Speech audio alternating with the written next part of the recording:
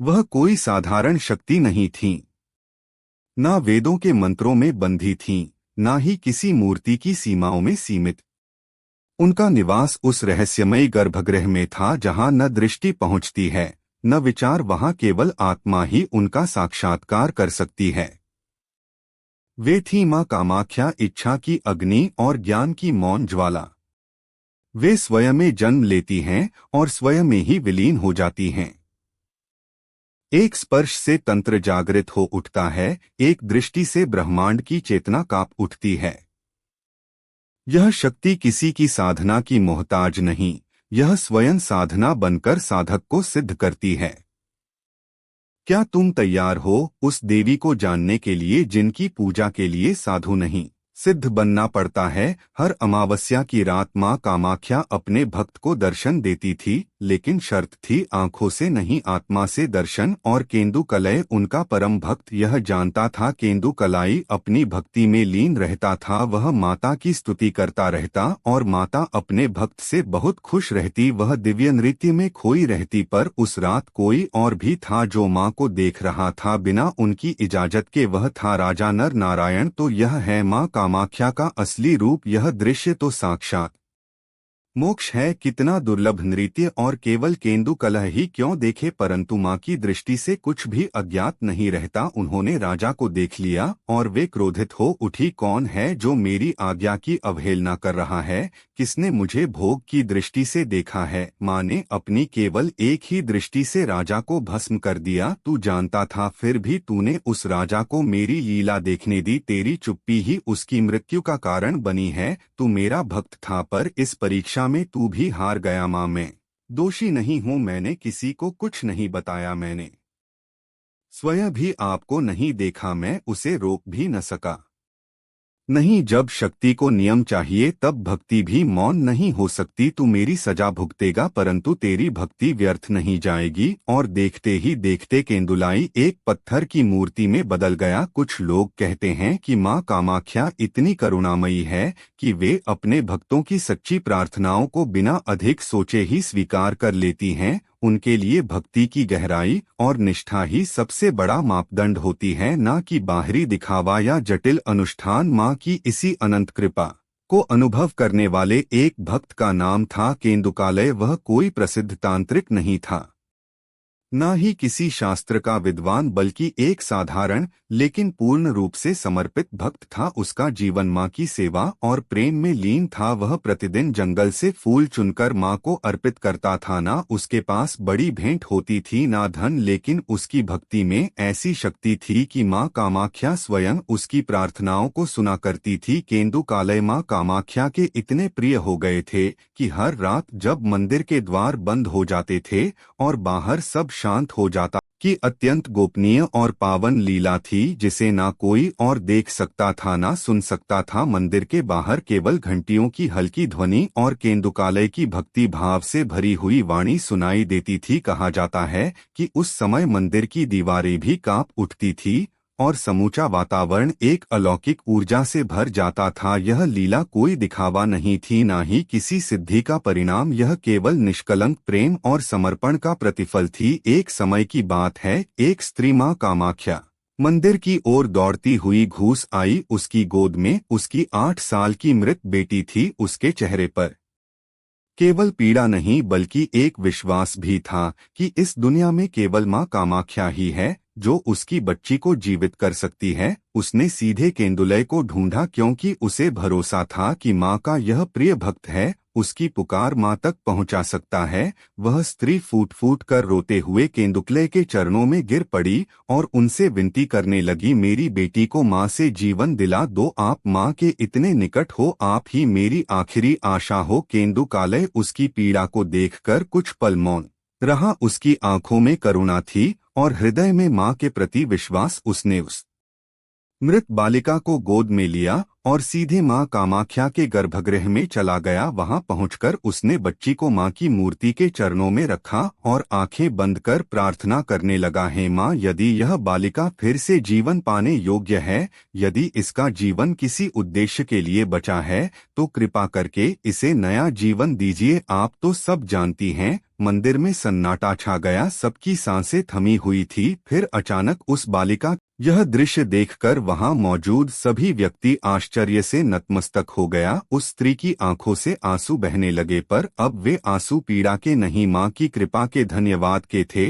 यह घटना आज भी वहां काफी प्रचलित है। यह कहानी बताती है कि मां कामाख्या की कृपा असीम है और उनके दरबार में सच्ची भक्ति कभी व्यर्थ नहीं जाती। केंदुकालय का जीवन हमें यही सिखाता है कि मां को प्राप्त करने के लिए ना कोई विशेष साधना चाहिए, ना कोई मंत्र बल, मां को बस एक सच्चा हृदय चाहिए जो केवल श्रद्धा से उनका नाम ले। जो भी उनके चरणों में सच्चे भाव से नतमस्तक होता है, मां उसकी हर पुकार सुनती है।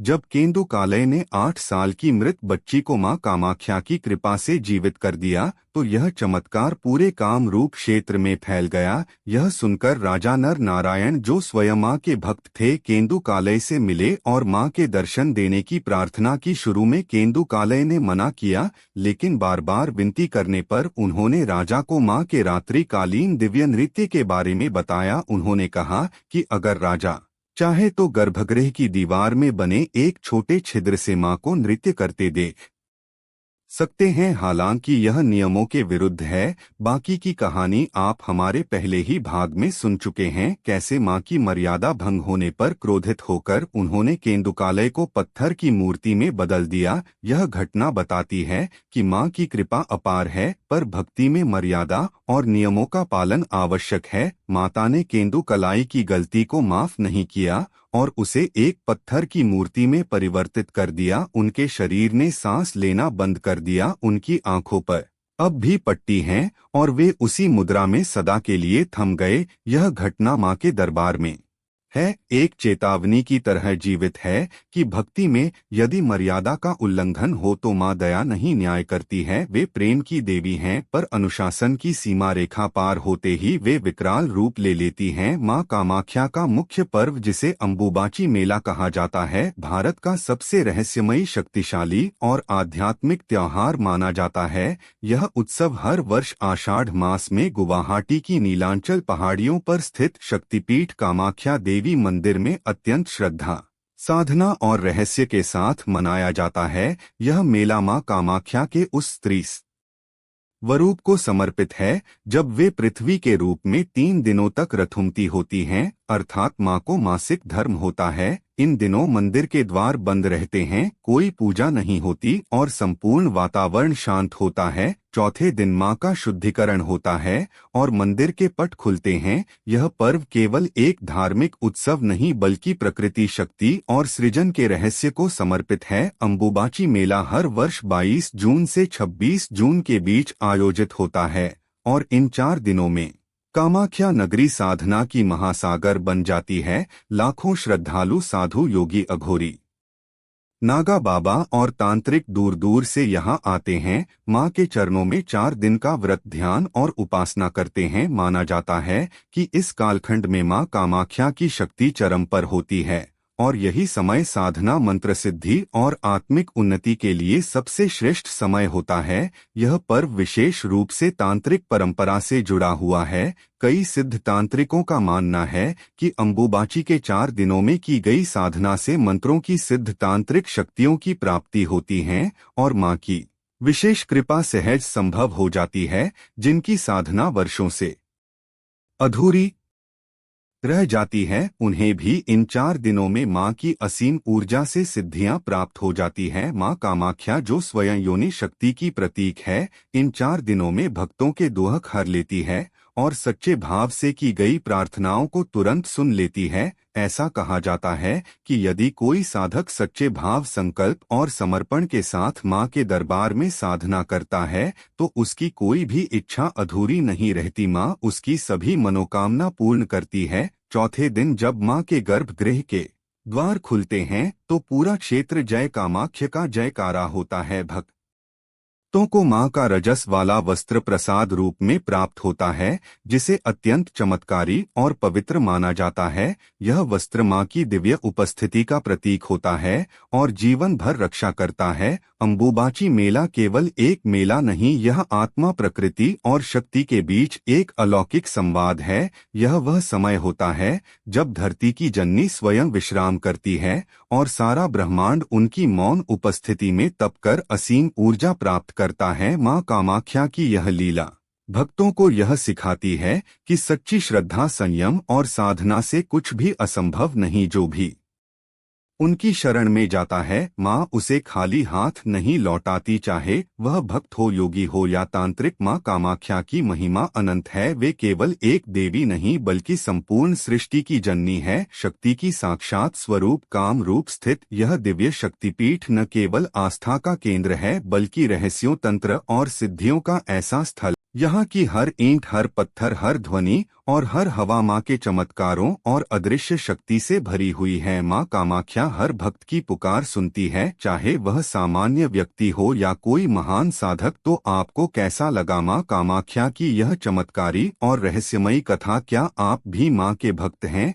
अगर हाँ तो जय मां कामाख्या कमेंट में जरूर लिखें। कुछ और जानते हैं जो मां कामाख्या से जुड़ा हो तो उसे भी कमेंट में लिखे। आपको वीडियो पसंद आई हो तो कृपया वीडियो को लाइक करें, चैनल को सब्सक्राइब करके हमारी मदद करें। ओम नमः शिवाय।